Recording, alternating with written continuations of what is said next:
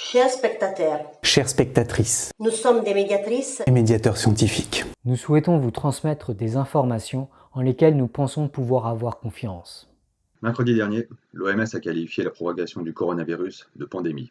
C'est une situation inédite qui nous semble justifier notre mobilisation exceptionnelle. En ce moment même, de par le monde, des milliers de personnes infectées par la maladie Covid-19 sont en train de se battre pour leur vie. En Chine, le coronavirus a déjà causé des milliers de morts. Et si sa propagation semble aujourd'hui maîtrisée, cela n'a été qu'au prix de mesures de confinement très fortes. Dans le reste du monde, et particulièrement en Europe, sa progression continue à un rythme élevé. Dans certaines régions parmi les plus touchées, les médecins sont parfois contraints de choisir quels patients soigner Et quels patients ne recevront pas les soins adéquats, faute de ressources humaines et matérielles suffisantes. Il semble urgent d'éviter que de tels dilemmes traumatisants se posent également à de nombreux autres médecins et familles. Certes, individuellement, vous qui regardez cette vidéo n'allez probablement pas mourir du coronavirus. Vous n'allez même probablement pas en souffrir directement. Cependant, à moins de prendre dès à présent des mesures drastiques pour réduire la propagation du virus, vous risquez de le transmettre de proche en proche à votre insu. Même si vous ou vos enfants n'avez pas de symptômes, il y a un risque que vous soyez infecté. Vous risquez de devenir un maillon dans une chaîne de contamination qui pourrait toucher de plus larges populations, en particulier des populations plus vulnérables que vous. Or, ces populations auront besoin de soins intensifs. Et leur traitement pourrait conduire à une surcharge des services sanitaires et hospitaliers, Ce qui rendrait encore plus difficile l'accès à des soins adéquats.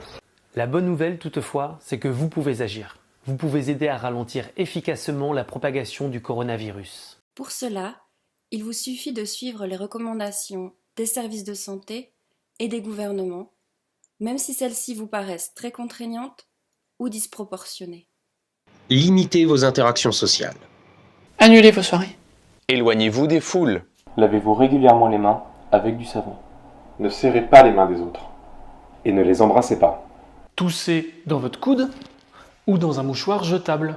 Évitez de toucher les boutons d'ascenseur, les digicodes, les rampes, les poignées de porte et tout ce qui est susceptible d'être manipulé par beaucoup de gens fréquemment. Et évitez de vous toucher le visage. Si vous toussez, si vous avez de la fièvre, si vous montrez des signes de la maladie, redoublez de précautions pour ne pas propager le virus. Restez au maximum chez vous pour protéger les autres et renseignez-vous sur les dernières recommandations en vigueur. Ne paniquez pas. Protégez-vous et protégez les autres.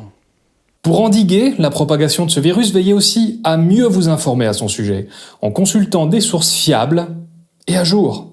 Méfiez-vous en particulier des sources douteuses, car malheureusement dans ce contexte, les fausses informations se propagent elles aussi très vite. Elles peuvent freiner dangereusement les mesures de précaution. Notre connaissance du virus et notre compréhension de la situation évoluent chaque jour.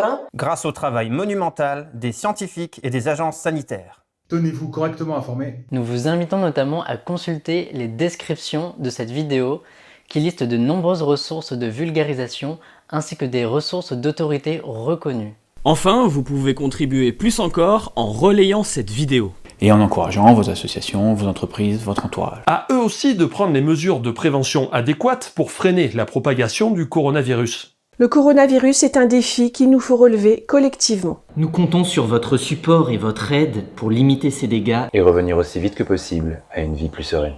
Merci.